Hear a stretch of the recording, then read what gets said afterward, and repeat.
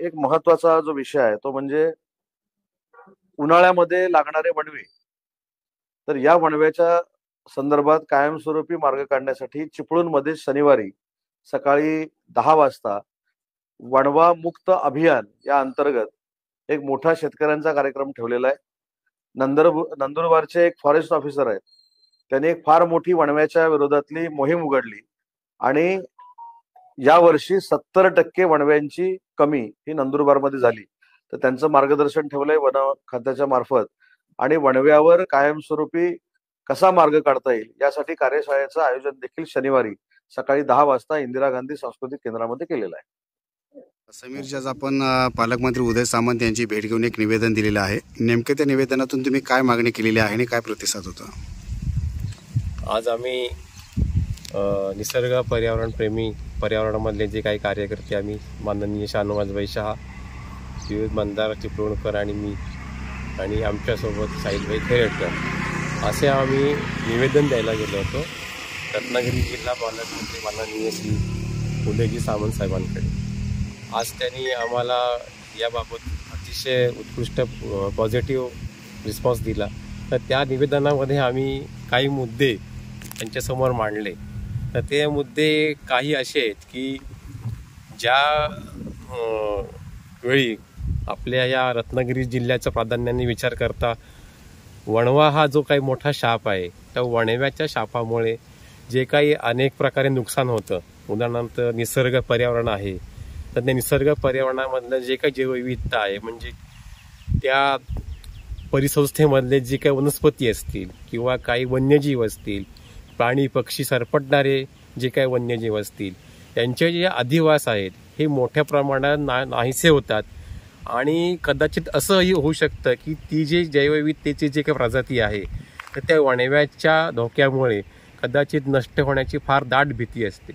तर या अनुषंगाने जे काही आपल्याला प्रत्यक्ष फील्डवरती जे काही बरे वाईट अनुभव येतात, तर त्या काळी जे वणवा विझवण्यासाठी जे निसर्ग पर्यावरणाचे कार्यकर्ते समोर जातात, त्या वणव्याशी 2 हात करतात आणि त्या प्रसंगी स्वतःचा जीव धोक्यात घालून आणि त्याचबरोबर आपल्या ज्या अवलंबून असलेल्या जे काही कुटुंब व्यवस्था आहेत त्यांनाही एक अप्रत्यक्ष धोका उत्पन्न होऊ शकतो। तर त्याचा सगळा सारासार विचार करता जे काही मुद्दे आम्ही मांडले ते उदाहरणार्थ पहिला भाग त्याचा टप्पा असा येईल की जनजागृती करणं। याबाबत अनेक जण अनभिज्ञ आहेत किंवा अनेकांना याबाबतीत माहिती नाही। वणव्याचे जे काही दुष्परिणाम पुढे दूरगामी आहेत, जसं की आत्ता म्हटल्याप्रमाणे जैवविविधतेचं जे काय आहे, त्याचबरोबर अनेक लोकांच्या काही बागायती किंवा शेती असतात, त्या शेतीही नष्ट होतात। ज्यांचं उत्पन्न किंवा ज्यांची जी काही रोजीरोटी ही त्या बागांवरती पूर्णतः शेतकऱ्यांची अवलंबून असते, तर त्यांनाही ह्याच्या वणव्याच्या झळा मोठ्या प्रमाणात सहन कराव्या लागतात।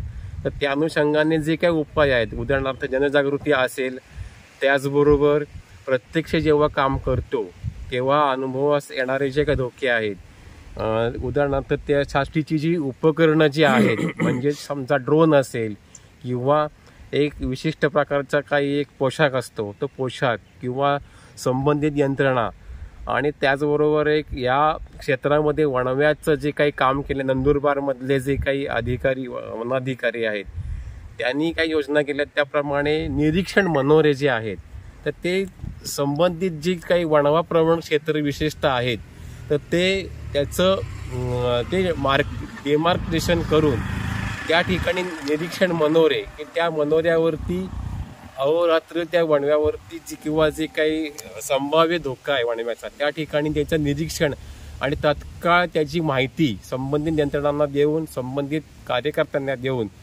त्यावरती नियंत्रण आणण्यासाठीच्या उपाययोजना ज्या आहेत त्याची प्रत्यक्ष अंमलबजावणी असेल, त्याचबरोबर वणवा लागूच नये म्हणून ज्या काही गोष्टी करायच्या आहेत म्हणजे प्रत्यक्ष ज्या काही फील्डवरती करायच्या आहेत, जसं की जाळ रेषा हा जरी विषय असला तरी तो फार काही अनेक जण अंमलात आणत नाहीत, परंतु त्या अनुषंगाने जर काही त्या ठिकाणी आगीला जास्त प्रभावी न होणारं समजा गवत असेल काही वनस्पती असतील तर त्या ठिकाणी त्यांची लागवड करणं आणि अनेक वेळा असं होतं की जेव्हा वणवा लागतो तेव्हा कळायलाही फार उशीर होतो. तर त्या अनुषंगाने जे काही तिथे वाहन व्यवस्था आहे, म्हणजे ऑफ रोड जेव्हा असतो त्या ठिकाणी ऑफ रोडला प्रत्यक्ष जो काय मॅनपॉवर आहे त्यालाही मर्यादा येतात. ज्या अशा वेळी जर 4 व्हील ड्राईव्ह सारख्या काही यंत्रणा असतील, त्याचबरोबर ड्रोनद्वारे जर का आपल्याला त्या ड्रोनमध्ये संबंधित आग प्रतिबंधक जी यंत्रणा आहे ती बसवून त्या ड्रोननी जर ती आग नियंत्रणात आणू शकू, तर त्या अनुषंगाने अशा काही उपाययोजना आपल्याला योजता येतील, अशा काही आम्ही त्या निवेदनामध्ये बाबी नमूद केलेल्या आहेत. ग्लोबल चिपळूण टुरिझम आणि आम्ही सामाजिक ह्याच्यातून काम करणारे त्याचे पदाधिकारी आज आम्ही पालकमंत्री उदय सामंत यांना भेटल्यानंतर जसं समीरजींनी सांगितलं की वणव्याचे दुष्परिणाम कसे आहेत हे आम्ही आज पालकमंत्री महोदयांना पटवून दिल्यानंतर त्यांनी त्वरित रत्नागिरी जिल्ह्यातील मध्यवर्ती ठिकाण चिपळूण येथे आपण पुढच्या शनिवारी मला वाटतं 5 जुलैला आपण तिथे वणवा मुक्त अभियान राबवायचं ठरवलंय आणि याच्यासाठी कार्यक्रम घेण्याचं त्यांनी ठरवलेलं आहे. आपण ज्या ज्या गोष्टी सांगितल्या त्या त्यांना पटलेल्या आहेत. आपण नंदुरबारमधील जे फॉरेस्ट विभागानं फार चांगल्या पद्धतीने या वणवा मुक्तीवर काम केलं आहे. तेथील अधिकारी तसेच आपले सन्माननीय आमदार भास्कर शेठ जाधव, सन्माननीय आमदार शेखरजी निकम साहेब आणि स्वतः पालकमंत्री साहेब ह्याच्यासाठी मार्गदर्शन करणार आहेत.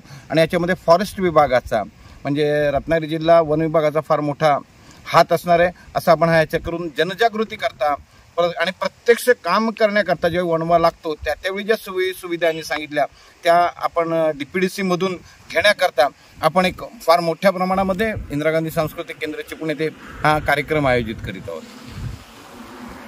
ग्लोबल चिपळूण मार्फत आम्ही आता सामंत साहेबांना भेटलो. त्यांनी छान पॉझिटिव्ह चर्चा केली आणि प्रत्येक मुद्दे त्यांनी समजावून घेतले आणि लगेच आदेश दिले की शनिवारी या 5 जुलैला पुढचा प्रोग्राम आपण घेऊ. पुढे सांगायचं असं की मी एक स्वतः 10 वर्षापूर्वी आंब्या कलम लावते 400 आणि 400 काजूला होता. पूर्ण वणव्याने भरपूर गेला. माझी परत इच्छा राहिली नाही की परत एवढा मोठा खर्च करावा. त्यामुळे माझं असं आव्हान आहे की सगळे जे शेतकरी आहेत, बागायतदार आहेत, ज्यांना पुढं काहीतरी घडवायचं आहे तर त्यांना एक सुवर्ण संधी आहे की तुम्ही जास्तीत जास्त या विचार ऐका आणि आपल्याकडे कसं काय करता येईल त्याचं आपल्याला मार्गदर्शन मिळेल. यासाठी पुढची भावी पिढी घडण्याला वेळ लागणार नाही.